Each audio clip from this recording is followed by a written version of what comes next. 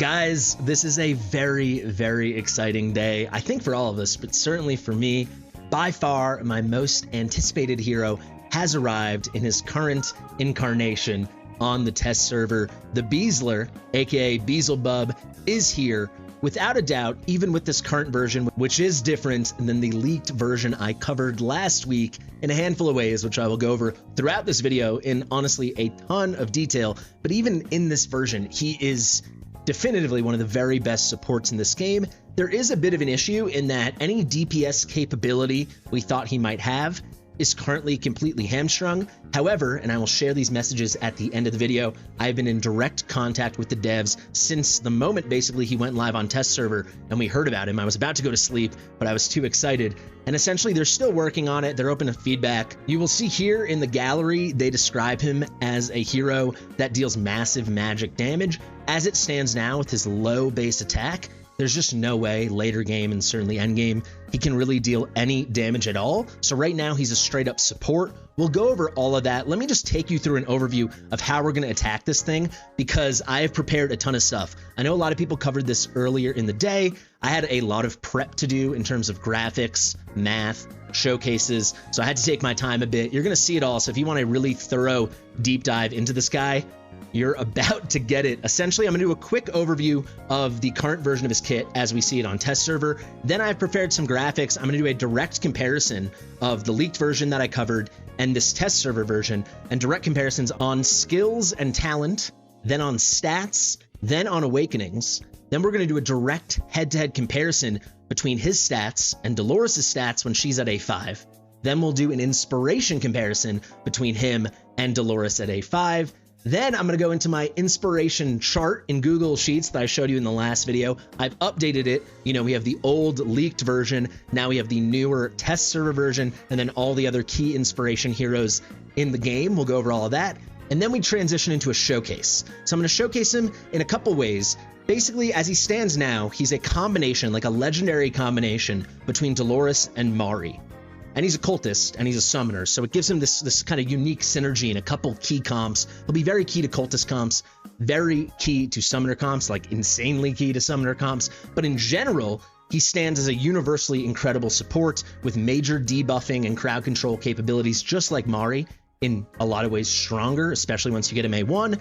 And then he's at least as strong as Dolores. We're going to bring him into a showcase, bring him to like Gear Aid 1 just to show it off. Just some direct comparisons. Him versus Dolores, him versus Marri. And then I'll show him off at A3. At A2, he gets a big attack boost, so his inspiration goes way up. And then at A3, his ultimate cycling is incredible. It's incredible. At that point, I think definitively he might be the single best support in the game. I'll tell you, after that, I'm going to break down how they could fix him. And I put fix in quotation marks because like you hear me describing, and you're going to hear it throughout the video, he is maybe the best support in the game in terms of like debuffing and helping your team out. You know, for not being a healer and not being an Eloin, he's right there. He's right at the top. However, they clearly envisioned him, and I've discussed this with them a bit, you'll see it at the end, that he'd have some DPS capabilities, and I have a pretty clean fix onto how to give him just a mediocre level of DPS. As it stands now, he has next to no DPS. Without further ado, there's a lot to run through. It's going to be very thorough. I hope you guys stick with me till the end. If you like this kind of deep dive, please subscribe. Please get in the comments. Tell me what you think. Let the devs know if you agree, especially once you make it to the end, if you agree with the fixes I propose or if you have other ideas, because I know for a fact the devs are going to review this video. I'm excited about it. I think they're excited about it, and I really hope you guys are excited about it. Beelzebub is coming sooner than we think, within like 3 weeks, guys. Let's get into it. Fastidious. Fastidious. How the heck are you guys? I am Fastidious. Let's talk Beelzebub. I know some people are going to say it's pronounced Beelzebub. That's like the biblical pronunciation. This is a video game. This isn't actually some biblical depiction of Satan.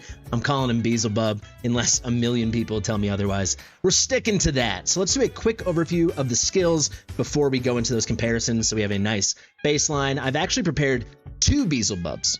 We have an A0 version and then an A2 version, which will become an A3 version. He's A2 right now, so I could do the inspiration comparison for the Google Sheets chart you will see later in this video. Let's just start with this A0 version. I max skilled them all. Let's take you through it very quickly. We're going to be diving deeper as we get into the comparisons. We just need to set that nice baseline. So, damage dealt by the hero and the putrid flies. A key component of his kit is he summons things, in this case putrid flies. They get 100% of his attributes. They can hit up to 5 enemies. They basically do what his basic does. They roam around his attack range. His basic attack range and his ultimate attack range are actually the same, and it's huge. You're going to see very unique part of his kit, and this is a key thing that he does. Both him and those flies, they inflict slow. The slow that comes from his talent is actually quite strong. It is a 50% 2-second of duration slow. So for 2 seconds, whenever an enemy gets hit, they're going to have their attack speed cut in half.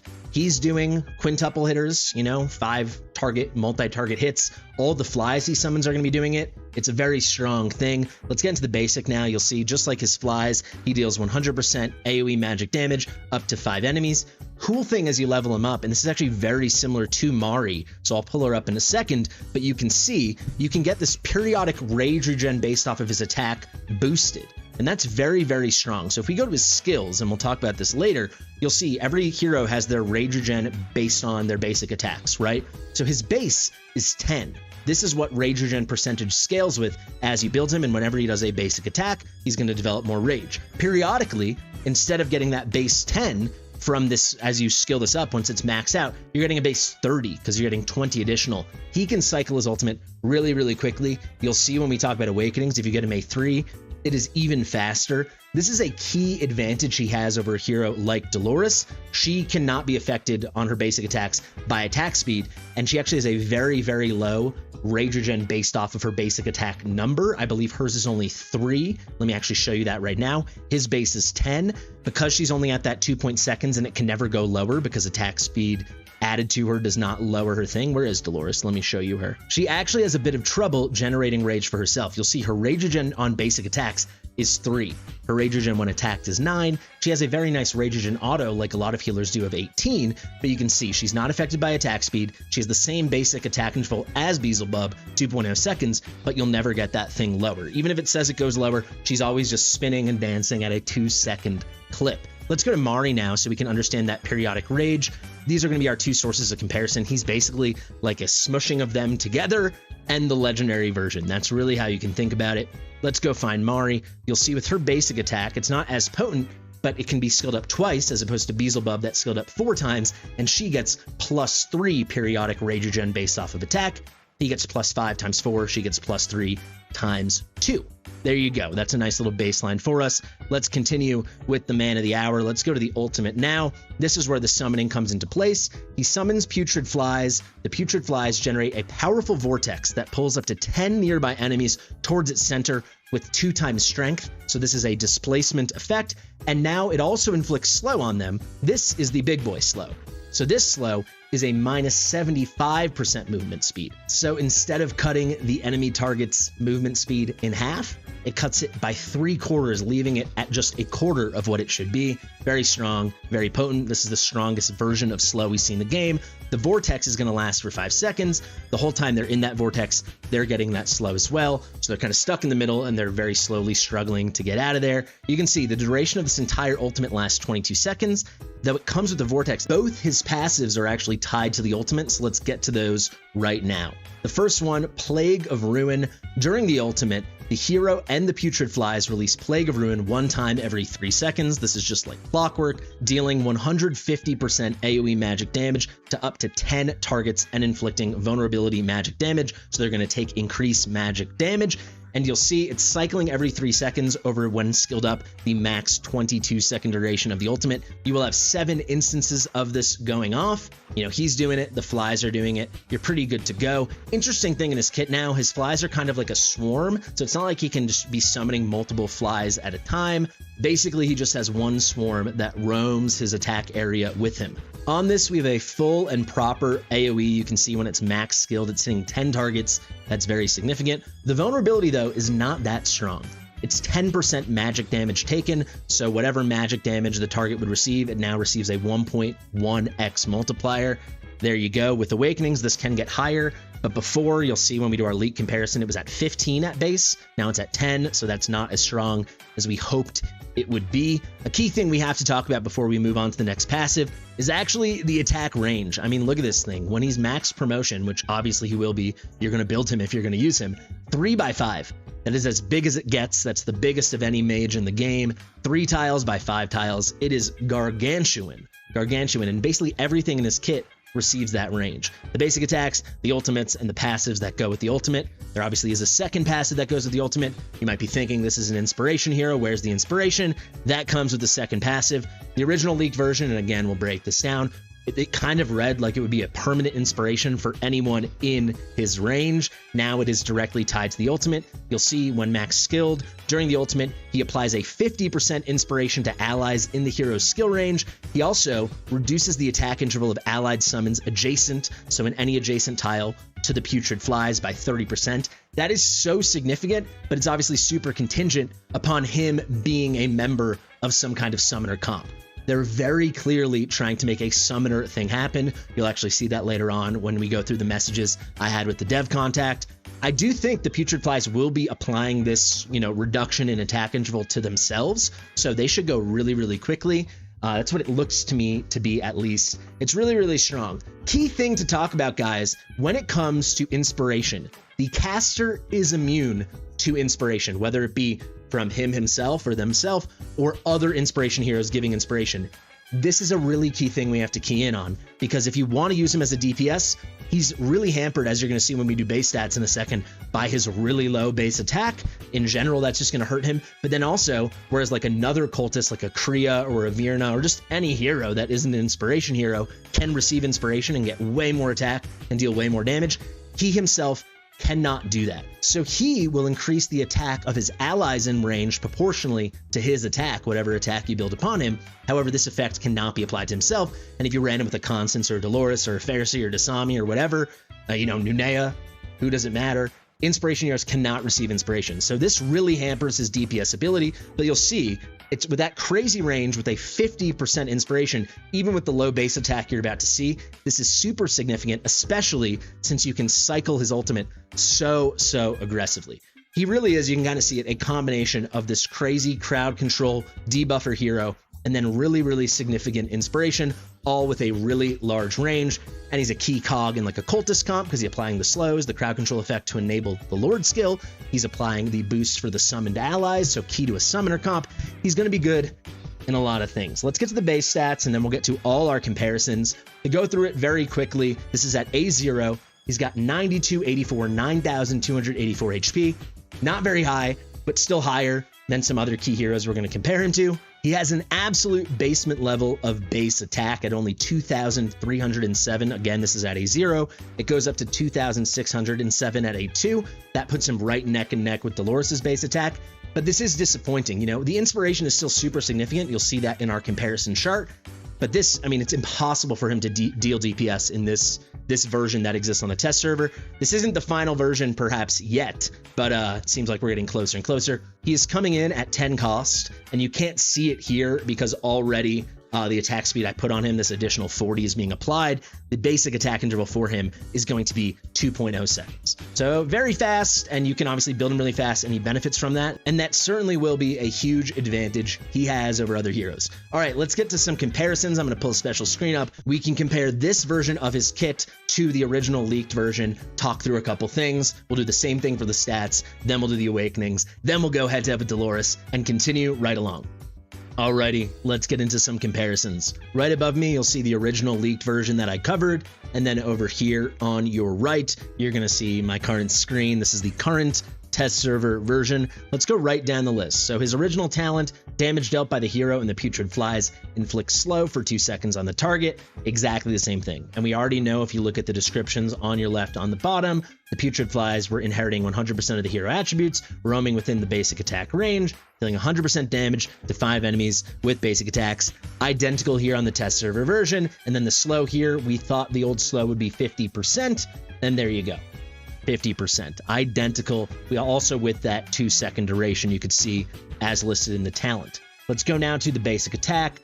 it would deal 100 and then all the way up to 120% AoE damage to 5 enemy targets. This is the original leaked version that I covered in a 3x4 tile range. That has changed, right? So you can no longer skill it up past 100% AoE damage. It sits at 100% damage. However, you can now skill it up 4 times all the way. You could skill it up apparently 4 times before increasing the damage. Now you're increasing periodic rage regeneration based on his basic attacks. For me, that's definitely stronger. This guy's all about his ult. He's got a great ult. Then with two key passives tied directly to that ult, you want to be cycling it. This is going to help you cycle it. Simple as that. Another thing we have to cover, we thought it would be a 3x4 tile range. Again, let me say huge shout out to Rokanshi and to Aresis who led the charge on this, as well as Destined, T, and Panther17. Awesome guys. We love the Leak Boys here on the channel. You'll see now it's a 3x5 tile range, so you get 1 extra row on the end there. That extended range we get on this current version certainly is significant, right? That is a very unique thing now he has in his kit. I believe this is certainly the biggest range, at least on every single skill, because he has it on both passives, on his ultimate, and his basic, that any mage in this entire game, regardless of rarity, has. Let's go to the ultimate now. I'll read the old version, because this did change, right? His ultimate, Corrupted Swarm. This one was summons putrid flies roam within the skill range. At max skill ups, it went to a 22-second duration. You would get 700 initial rage. That actually doesn't change in the skill ups on either of them. But then the max rage at max skill ups was 1,000. That's what the skill cost was. That now in the current version you're looking at on your right obviously has gone down to 900 costs. That is better. The range again has extended by another row. It is 3x5 instead of 3x4. And we get more information with this ultimate. It's not just summoning putrid flies and them roaming around. On top of that, the putrid flies will generate this powerful vortex, pulling up to 10 nearby enemies towards its center with 2x strength, so a nice displacement effect there, inflicting slow on them. The vortex lasts for 5 seconds. During the vortex, the slow is actually stronger than what we thought before. We thought the only slow we knew about at that time was the 50% slow. Now we're getting constant 2-second slows for the duration of that vortex, and then you'll probably place it at the end of the vortex. It will last the additional 2 seconds of the last placement. So we are talking, a 7-second slow essentially at the strongest slow we've seen in the game. I don't know why I put that in quotes. Minus 75% movement speed. All right, so the ultimate, that is an improvement. Now let's go to the first passive, Plague of Ruin. This was listed as the second passive in the original leaked version that I covered. During the ultimate, the hero and the putrid flies release Plague of Rain 1 time every 5, then 4, then 3 seconds at max skill ups, dealing 150% AoE damage to 8, then 9, then 10 targets at max skill ups, inflicting vulnerability magic damage for 3 seconds. And that vulnerability, if you go a little further down on the left, we thought would be 15% increased magic damage taken. A key thing has changed here, right? It is now a magic damage vulnerability of 10% increased magic damage taken, as opposed to the stronger 15% we thought would come.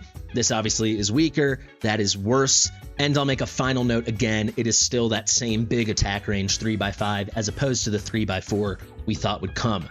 Now, for a really key thing, if we go to the second passive here on the new version, Darkness Rising, the first passive from the leaked version over on the left, the old version applies 35, then 40, then all the way up to 55% inspiration. That's with skill ups. To allies in the hero's skill range, reduces the attack interval of allied summons within 2 tiles of the putrid flies by 20 and then 25%. A bunch of things have changed here, right? The inspiration effect now caps out at 50%. You can see it goes 35 and then with skill ups 40, 45, 50. So it's 5% weaker. That is obviously extra key. We're going to talk about stats in a second, but his base attack has also gone down from what we thought it would be. But the Putrid Fly's allied summons reduction in attack interval effect has also changed in a couple ways. Before it was within 2 tiles, so basically it would be like all allied summons. Now it's only adjacent tiles, so that is weaker. However, the base now is 25% reduction in the attack interval, going up to 30%, where before we thought it would be 20, going up to 25%. I'd say in general, obviously, a lot of us would take the lessened reduction in the allied summons attack interval in favor of the higher inspiration, but currently it is what it is, right? So those are the key differences. in the kit. Let's talk about stats now, because there are obviously some big changes in the base stats from what we expected. Alrighty, let's work through these stats now. We're looking over here when we're looking on the right at the current test server version under this column, the basic attributes. So you'll see the HP is significantly lower. It's like 1100 lower nearly. It's at 9,284. This is still pretty darn solid. We'll get into our Dolores comparison in a bit. The key thing, the most disappointing thing, I believe this is what, 835 lower on our base attack. We went from 3,148 to 2,307. It's not terrible for the support capabilities. It's more than enough, honestly. He's still super strong, but this kind of currently, and again, I'm going to talk about this a lot at the end with how I think you can easily fix this. It currently makes him unusable as a DPS. If that's what they want, then that's what they want. But based on the description we went over in the gallery, they clearly saw him as having some kind of summoner DPS thing.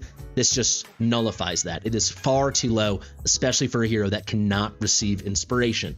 The defense now, you can see, dropped so much. So this is, always take the original league stuff with a grain of salt. From 1,760 all the way down to 597. So he's a fairly fragile boy. Magic res actually went up from 2,529 to 2,820, so he'll be really good at like tanking magic damage, but when it comes to physical and piercing damage, it's going to be an issue. Cost also went up.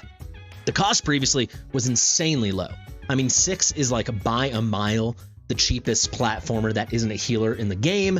You know, that's the same as someone like Aelin, you know, a very low cost, highlighted by her low cost legendary healer. Now he's up to a pretty normal 10. I think that fits really well. It's actually still insanely cheap. You look at someone like Marri, who's 13 cost, right? I think 10 is really fair. No issue with this. And then the final key thing, block obviously is 1. That doesn't matter for a platformer. We've got the attack interval at 2.0 seconds. So the key things to really key in on is that reduction in attack.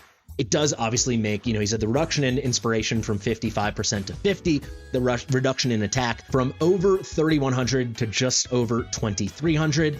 The only big way it really affects him, like, he is not by far the best inspiration hero in the game now. He's just probably the best, and in a lot of content, certainly the best, but it's really for the DPS. This just takes him out of the running for DPS. We'll see if they change this before it goes to Forerunner and Global. Finally, before our comparison of this test server version to Dolores at A5 and then all the other inspiration heroes, let's see what awakenings have changed. It is namely the Awaken level 1, the Awaken level 4. We'll go through all of them though. So the A1 previously, if you look on your left here, the vulnerability that comes, that magic damage vulnerability that arrives during the Plague of Ruin passive in conjunction with his ultimate. The old Awakening brought it up from 15% to 25%. The new version, it still raises it 10%, but remember they brought it down to 10% as a start. So it goes from 10% magic damage vulnerability up to 20%. So at Awaken 1, instead of doing 25% magic damage vulnerability, increased magic damage taken, he's doing 20%. The A2 remains identical, plus 300 base attack, also remains insanely important. If you want to build him as strong an inspiration hero as possible, that additional 300 attack is huge, especially considering he now becomes the inspiration hero in the game with the lowest base attack, full stop, and that is even lower than Nunea. She's a rare hero, but she has over 3,300 base attack. He has the lowest now. It's lower than Dolores, lower than all the other legendary guys. This is very key. If you want to build him properly, you want to eventually get that Awaken level 2. The A3 remains identical to the original leaked version, and it remains insanely strong. The best version, obviously, of him will be A5, but the realistic best version people should strive for, because he's still an absolute monster, is that A3. When his basic attack deals any damage to the target, it restores 2% rage. That is so good. You're going to build this guy really fast. I'm going to show off later when we do our comparisons him in a traditional like invigoration, inspiration hero build. But I think eventually you'll want to build him just in a very high attack, but also high attack speed build to take advantage of everything. And this will be crazy. If you have him A3, you know, you could get his attack interval down to easily 1.0 seconds. Later on, maybe 0.9 while still keeping that attack high. Crazy, crazy stuff. So getting this, you're just going to cycle that ultimate, cycle the inspiration, cycle the magic damage vulnerability, cycle the vortex, cycle the stronger slow so significantly. So this didn't change. Thank gosh it didn't, because this is so strong for anyone that will get him A3. The A4 did change though, and I do like it. I really do. Before the A4, if we look here, was Rage Regen Auto +1. This is lame to me. Rage Regen Auto is passive rage regeneration per second. So every second he gets 1 additional rage cost. That is not 1%, that is 1 tick. So for a guy with when skilled up an ult cost of 900 rage, you get 1/900th per second. That's not that good for me. I don't like it. I much prefer a reduction in cost by 2. I see this guy being a PvP monster, an extremely strong and viable inspiration hero for Guild Wars, and then most importantly for this cost reduction, undeniably a super strong arena hero, bringing him down from 10 cost to 8 cost. That's super strong. We love it. And then finally, the A5 remains the same. If the target receives 2 instances of Plague of Ruin, that's a passive in conjunction with his ultimate, within 3 seconds, they will take 1 additional instance of true damage equal to 100% of the hero's attack. This will like always happen because this again is in line with his ultimate. His ultimate summons his putrid flies. So as long as him and a swarm of flies are there, that this Plague of Ruin is ticking every 3 seconds. They're both doing it. They're both going to inflict the damage. Basically, you'll have about 7 instances of 100% true damage. This guy, I think a typical build when you build him with a Tear of Twilight, will have about 14,000 attack. So it'll be 14,000 damage times 7. Yeah, it's pretty good. What does that come out to? 98,000 damage. It's nearly negligible. You can see if they change a few things, it could start to become relevant. As it stands now, the A3 is kind of jumping off the page at me. And if you care a lot about arena and stuff, or you're really min-maxing things and you really need extra costs, the A4 is cool. But the A3 is when it really starts singing. All right, let's compare this fella to Dolores. So for Beelzebub stats, again on the right, we're looking at this basic attributes column. Let's compare it to Dolores. His HP is higher. She comes in at 8,659. He's about just over 600 hit points higher. He comes in at 9,284. A very key thing here, Dolores, and this is at A5. So she has her A4, which is plus 5% attack. She comes in at 2,662. He obviously is below that at 2,307. If you get Beelzebub A2, this goes up to 2,607. So that would put him 55 attack lower than Dolores. For defense, she kind of blows him out. He's only at 597. That is so low. And she is all the way up at 1,378. However, he definitely takes the cake for magic res. She's at 1,988. He is at 2,820. The cost, Dolores will always remain dirt cheap at only 5 costs. He doubles that at 10. Obviously, if you go all the way up to A4, you can bring this down to 8. I do want to quickly key in on our Rage Regen stats. So Rage Regen Auto, we talked about it before. Dolores comes in at 18, so that's 18 passive Rage Regeneration per second. He's at 14.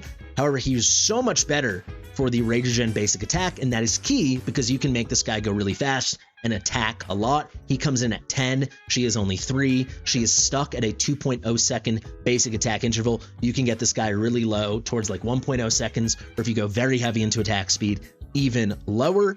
This number obviously does scale with Rage Regen percentage. So does Rage Regen attacked. So this is Rage Regen generated when you are attacked. Dolores' number is higher here. She was up at 9, if you remember. He is down at 6. Obviously, neither of them ideally will be attacked very much. They're both fairly flimsy, non-tanky, fragile heroes. The key thing is going to be that Rage Regen based on the basic attack. Get this guy super fast. You also get that periodic Rage Regen based on the attack that comes with skill ups into his basic. That periodic additional plus 20 is crazy on top of the base of 10.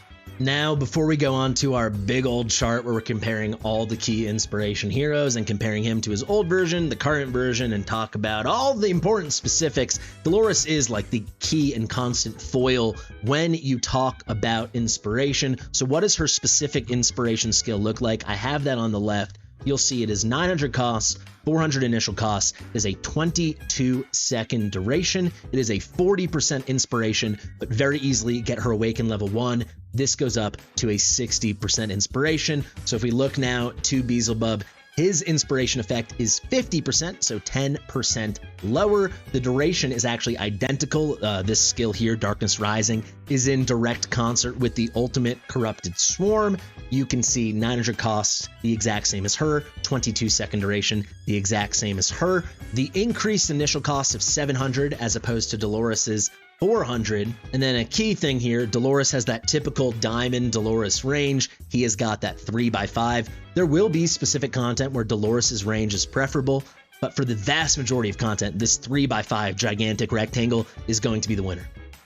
And finally, before we head into our showcase of Beelzebub versus Dolores, Beelzebub versus Marri, and make some big conclusions, and I give my fix on how we might be able to get this guy a touch of DPS without making him overpowered, I've updated my inspiration comparison table. You can see it's featuring Dolores, Constance, Fasti, the old leaked version of Beezler at both A0 and A2, as well as the new test server version of Beezler, aka Beelzebub, at A0 and A2. Quick note, all these numbers are calculated with all these heroes wearing a plus 25 keen wisdom. You can see that over there. That is just for consistency's sake. And then finally, the leaked version of Beezler, these numbers were rough, kind of back of the envelope calculations. They're within tens of what the actual number would have been, but obviously at that point I did not have the hero. I could not dress him in the identical gear on the test server. This is all the same invigoration set throughout all of this stuff. The numbers you see for all of these heroes come from them wearing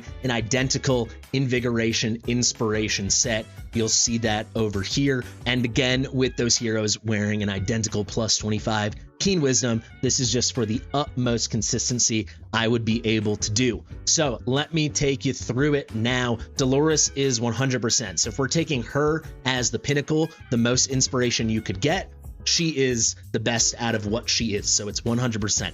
It's her inspiration divided by her inspiration. All the other numbers are the inspiration we derive from that identical set and the identical conditions divided by Dolores's inspiration. So Constance's inspiration here comes in at 88% the strength of Dolores's. We took Constance's inspiration added number, divided that by Dolores. Again, Dolores at max potential. So this says A2. This should say Dolores A4. I'm surprised no one ever corrected me on that. She actually gets a health boost at A2. She gets the attack, 5% attack boost at A4. But you can see Constance is 88% the strength.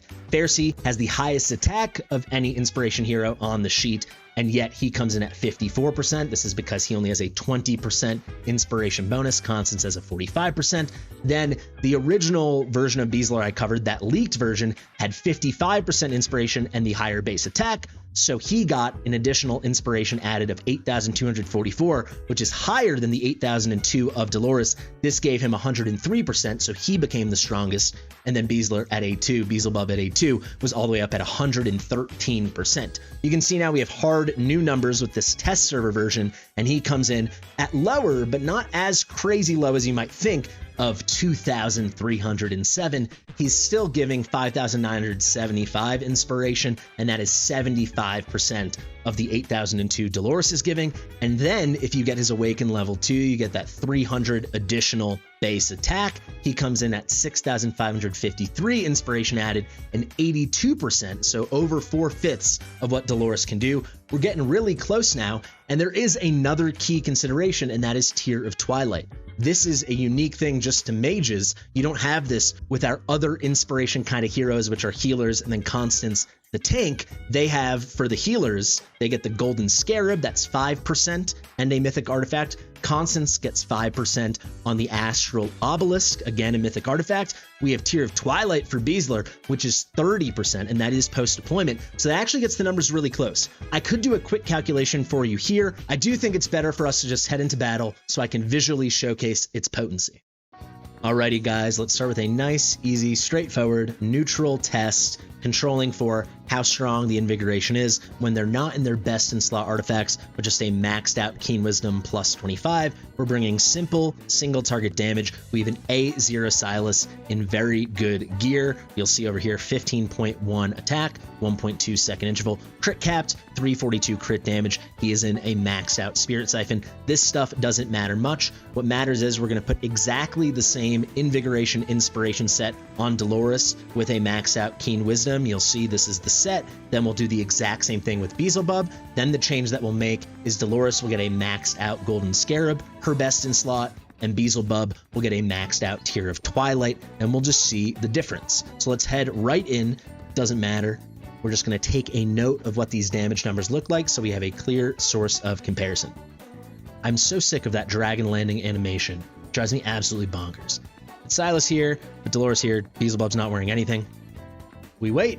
I'm not even going to ult with him, so you can see he's hitting for his typical basic when he's not triggering his passive. He's hitting for 51.889. 51.889. Let's see what happens to that once we ult with Dolores. That goes up to 106. Oh, why is it so fast? Reading the damage, 106,581. 106,581. There we go. Now, simply, let's do the exact same test, not touching Silas, just moving everything over from Dolores to Beelzebub. So let's find that exact same Keen Wisdom. I'm going to show you guys all this so people don't question anything. We need everything perfectly even, throwing on the exact same set. And let's see. Obviously, we expect it to be lower, right? We expect it to be like 75% of what it was. Not 75% of the damage, because there's still the basic Silas damage, that baseline, and then there's the inspiration boost on top of it. This is just setting a controlled baseline for when we put their best in slot artifacts, the Golden Scarab for Dolores and the Tear of Twilight for Beelzebub. Let's watch that infuriating dragon landing animation and move on with our lives. Let's go now. Let's get Silas right here. Let's get Beelzebub. You'll see he'll be able to ult much faster. We're just building up the Spirit Siphon, and there we go. There's our same number, 51,889. Beelzebub will be ready any second. Let's ult with him, keeping it on 1x. And we're hitting for 92, 94. Why did it go up? Oh, that was his passive. It's way too hard to see. 92,687. 92,687. All right, there you have it. That is our baseline. That's our control. That's just what it is in a neutral environment where they have the exact same gear and the exact same artifact. Now we're going to use their best in slot class-specific artifacts. So the Golden Scarab for Dolores and the Tear of Twilight for Beelzebub. Silas stays exactly the same. It doesn't matter because this is a high attack Silas, so the damage variance will be affected by that. But for those interested, I'll put the math up right now. That was a 14.99% damage increase when Dolores was wearing it as opposed to Beelzebub if we use Beelzebub as the baseline. I'll show you very quickly. I already moved the gear. It's the exact same set over to Dolores. You can see it's our inspiration set. There you have it, and she is wearing a maxed out Golden Scarab. I will show you the total attack now because the attack before was the exact same as the chart. You can rewind if you care. She's now up to 14.2k attack. Pretty darn significant. And from the Golden Scarab, she'll get a nice Rager Gem boost by 50%, but the key thing, a 5% post-deployment attack boost. Let's see what this looks like.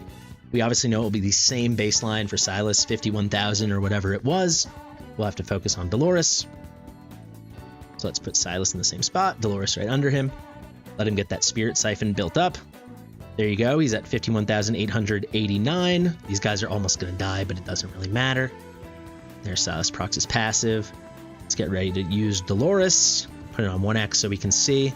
Let's see what this looks like. We're up to 106,435. 106,435. Funny enough, you can see with Dolores, even with her best in slot artifact, her attack post-deployment goes down ever so slightly. So we were seeing, instead of the previous with the Keen Wisdom 106,581, it went down to 106,435. It decreased by 146 damage, basically a total wash. You run Golden Scarab because it's so dang close.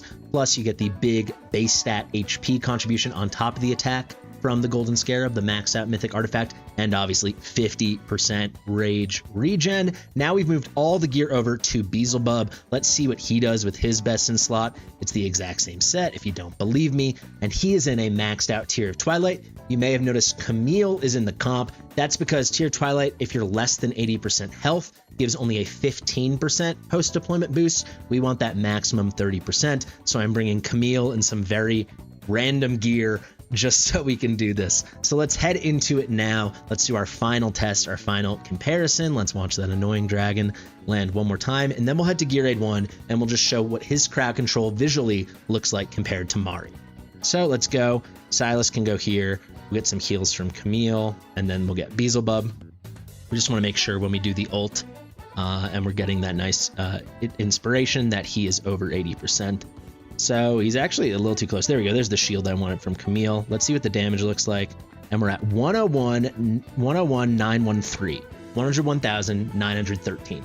Insanely close damage, and he's coming with all the extra utility that Dolores does not. Obviously slightly more costly, but just a way better hero in general. Let's do that final key test. Let's check out Beelzebub at A2. This is not yet A3 with the constant rage regeneration, but this is A2 where he gets 300 additional base attack. Let's throw all that good stuff on top of him. Same gear plan we've been using the whole time, from one Beelzebub to another.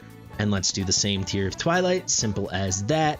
And I think we all know what's going to happen. It's going to be more than Dolores. A2 is going to be better than Dolores A5, but let's actually demonstrate that. Heading into battle, I'm being very pedantic, but I want a very well-researched, very thorough, very fastidious video. So let's get into it. I've been filming for so many hours. Okay, there's Silas. There is Dolores. Oh, take two. Okay. Do not need to place Dolores. She's not wearing any gear. This is about Beelzebub 2.0. So there is Silas. There is Camille. There is the Beezler. Let's see it. Wait till we get that shield up. Come on, Camille. There we go. All right, let's see. What number are we looking at? 106. 116, 913. 116, 913.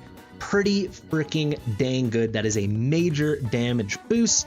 Obviously, it'd be even higher if we ran a higher crit damage Silas with lower attack. It's pretty significant. That's pretty dang good. Alrighty, folks, our final showcase. I know this has been a long video, but hopefully it's been a good one too. Let's just compare Marri to Beelzebub. Full stop. I put Virna in the exact same gear Silas was in before. Her damage doesn't matter too much. I guess we can eyeball it, or if you guys want to watch it back, we can check for damage and kind of compare the difference in the magic damage vulnerability at 20% from Marri versus 10% from this A0 Beelzebub over here. The key thing though for me is I want to visually kind of clock if it seems like he's controlling a lot more units. I don't care too much about damage, especially since we're going to ult with him, so that will lead to an inspiration boost on Virna. I really want to see, since he's hitting so many more targets, right? He's hitting 5, and then his putrid flies are hitting 5. Is he going to control a lot more units than Marri? And then remember, they're hitting up to 10 units, which is crazy, all of them, him and the flies, during his ultimate. I want to see if just visually he's controlling much more. Marri, if you don't know, it's all based around her icicles that she gets these crazy slows. They are very significant, 3 seconds, and they're at that max potency of 75%, but it's not as significant in AoE like what Beelzebub has. Beelzebub's going to be mostly at that 50% mark, but hopefully hitting a lot more people, and then during the ult, being in complete control with the vortex, everything else, and being up to that minus 75% slow. Not too much more to report. We brought an epic lord for each of them. Another cool thing to see is we're going to get a boost in damage from Abizu's lord skill that we'll see from the damage Virna's putting out whenever Virna is hitting any kind of crowd controlled units, and that includes slow. It should be a 20% damage boost, and we'll see if that seems to be proccing more with Beelzebub, which is what I hope to see, than with Marri.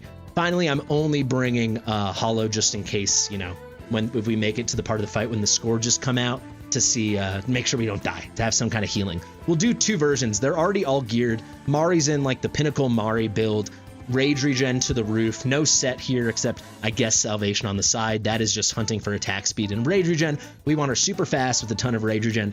It's the test server. It's a very good build. You can see she's at 623 attack speed, and then we've got 161.5% rage regen. She is in a maxed out Nightmare Samsara. That's going to be her best in slot for certainly this and most things in general. You'll see Beelzebub over here. I didn't run a full set.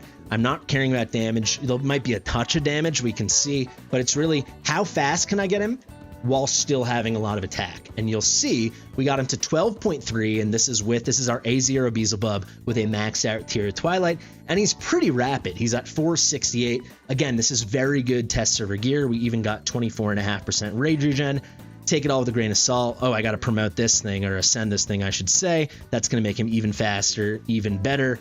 Brilliant stuff. Let's get that final clock now. Coming at 12.9 attack. So we got it really, really high, right? I mean, it's going to get even higher post-deployment with that tier of Twilight. Hollow will help keep him above that 80% if we reach the point of the fight where the scourges come out. And he's at just a hair under 500 attack speed. 498.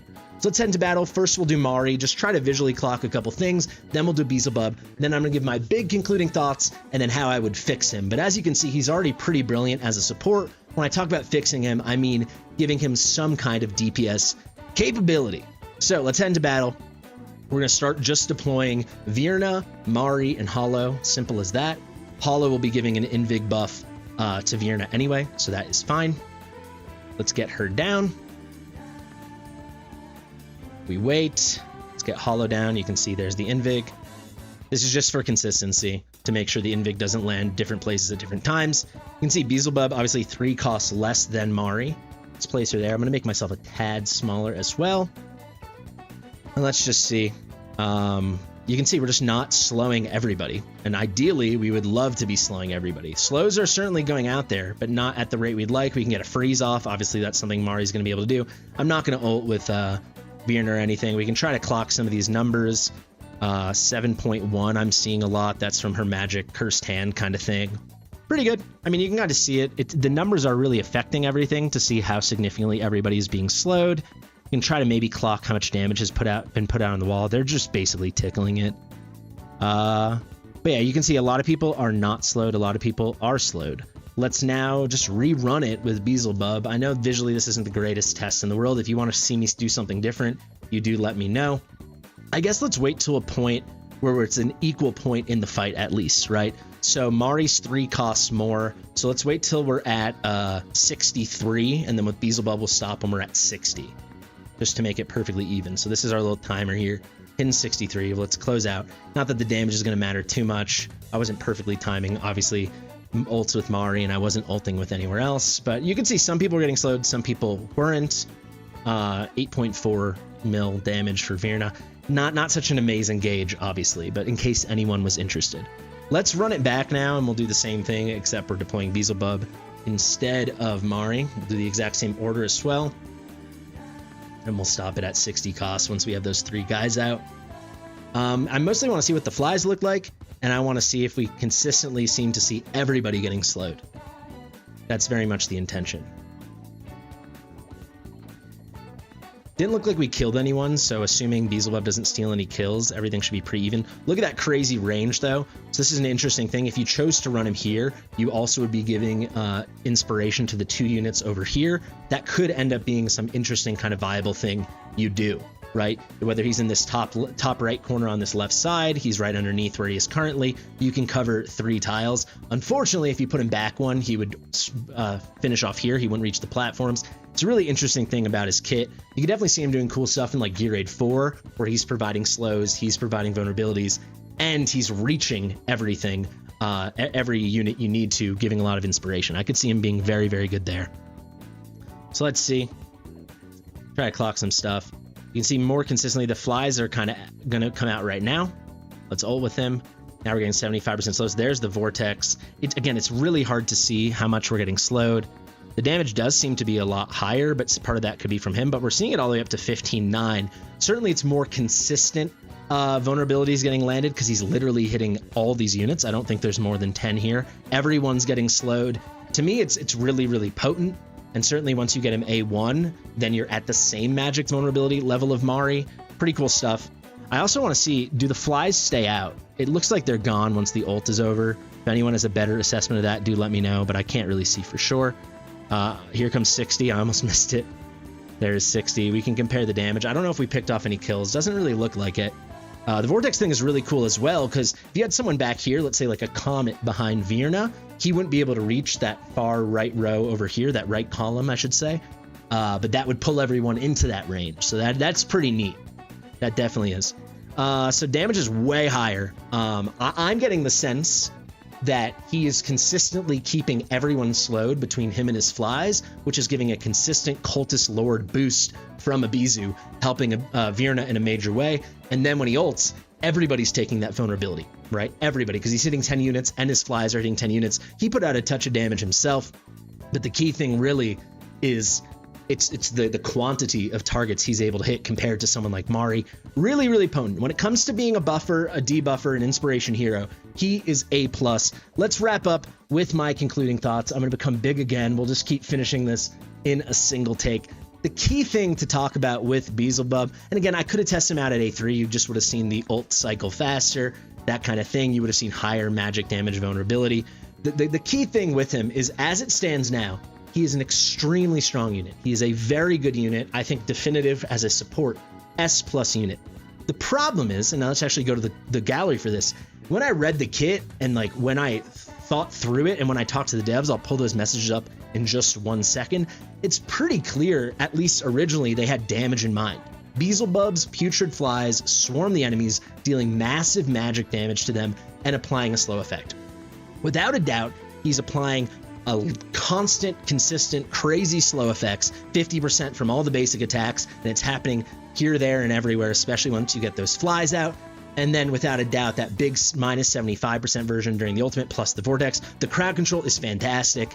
If we go over here to the Plague of Ruin, the magic damage vulnerability, it's like super, super consistent because we're hitting 10 nearby enemies. You know, that certainly is something that is significant. It is important. And without a doubt, you can see even at A0, the inspiration was a ton. And if you can get him A2, I think he becomes the best inspiration hero in the game, full stop. Dolores for a couple things because of the lower cost, because of the different range, she might be better. But I think for the vast majority of stuff, you can see it looks weird here, but when he's at max promo, 3x5 rectangle, that's a crazy range. The only thing missing is the damage. And there was clearly some intention at the beginning. Maybe they'll just backtrack this and they'll lean 100% into him being a support. But as it stands now, that's what he is. A fantastic support, but no damage to speak of. He'll be a key cog in many teams, and then specifically cultist comps and summoner comps. Let me pull up some of these dev messages so you can get a sense of what they were thinking once I had my conversation with them. All right, so here we go. I reached out to the dev contact. I said on the test server, now looking at Beezlebub, who I'm super excited about. That is true. I still am. But is this correct? I know he has a lot of support features in his kit, but 2,308 attack at max level and promotion seems so low. This is less attack than every legendary mage in the game by a large sum, and even less attack than Dolores. In his description in the gallery, it talks about him dealing massive magic damage. That won't be happening with such staggeringly low base attack. I sent a screenshot of it. Then the response, thank you for the feedback. I've reported to the devs. I will get back to you if there's any updates. I said, thanks so much. If his attack was even just a bit higher in the 2,800 to 3,200 range, you'd be able to build him, especially with Awaken 2. As it stands now, he will be strictly a support. Then we finally got the response. This hero is a 5-star support mage with strong support capabilities in terms of attack. The mage can use the artifact Tear of Twilight to increase attack by 30%. Yes, we know. Regarding the description of dealing massive magical damage, the dev team has assessed that there is an issue and will consider making changes. Thank you for your feedback. I said, yes, I already had him built with a Tear of Twilight, typo there, haha. But yes, he is strictly a support without higher base attack, regardless of artifact. Key thing I want to key in before the final message now, guys. She said, regarding the description of dealing massive magical damage, the dev team has assessed there's an issue. Question is the issue they need to change the description, or they need to do something to allow him to deal some more damage? I have no idea how to interpret this, so I am quite curious. Let's go to the final thing now. They say, yes, his main role should be support. And I said, but yes, to be clear, his only role will be support, not just his main role, unless the attack improves. Finally, remember, also as an inspiration hero, he cannot himself receive inspiration, so that hard caps any damage potential even further. So I don't know what to really draw from that, if they think they're going to do something to allow him to do more damage, or simply just change this line here about the massive magic damage. Who knows? I think as it stands now, he's a super duper strong support. Someone I think nearly every single player in the game should go for, especially if you're, I was going to say, especially if you're into PvP and Guild Wars. I think just full stop. Like especially they're pushing a summoner meta. You can feel it coming. He's fantastic, right? I think he's an amazing hero. That being said, no DPS to speak of. So if you want, and I'm talking to you straight now, devs, because they know I'm going to be submitting this to them. If you want to make him a damage dealer, even a mediocre damage dealer, but allow him to function at all as a magic damage dealer, it is very, very simple. It's very simple. All you have to do is make the attack higher and make the inspiration effect lower.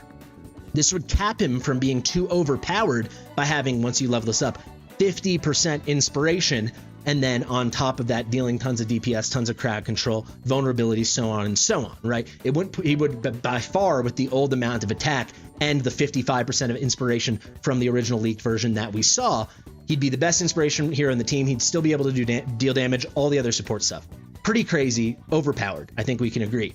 if you brought this down, I'm not going to do the math so quickly, but let's say it was 35 or 40% inspiration, but you brought his attack up to 3,200 at base, then all of a sudden he can be a somewhat adequate DPS and still not have overpowered inspiration. It actually could be balanced out so that his inspiration stays in that same range in this, you know, at base 75% of Dolores, then at A2 and with the tier of Twilight, just chunk better than Dolores, whatever. I don't know it actually would be. I can do those calculations if you guys want. Let's call it 5% better, 5% stronger than Dolores, something like that, right? You could get that balance by just bringing inspiration percentage, that effect lower, bringing base attack up, and it would also elevate him to the level of a mediocre DPS. Those are my 2 cents. Guys, this has been a monster of a video, monster of a guide. I hope people were not dissuaded by the length. I do think every bit of it mattered. I was super duper thorough. I'm trying to be that more and more lately, get back to my roots. I always try to be thorough, but you know, a couple things have happened where I'm like, dang, I should have dug deeper. I'm digging deep now. I hope you appreciate it. If you do like my stuff, especially if you made it to the end of this video, please subscribe, hit the notification bell, give it a big thumbs up. Let me know what you think in the comments. Share with your mother. I've been Fastidious, and I'll see you real soon. Bye.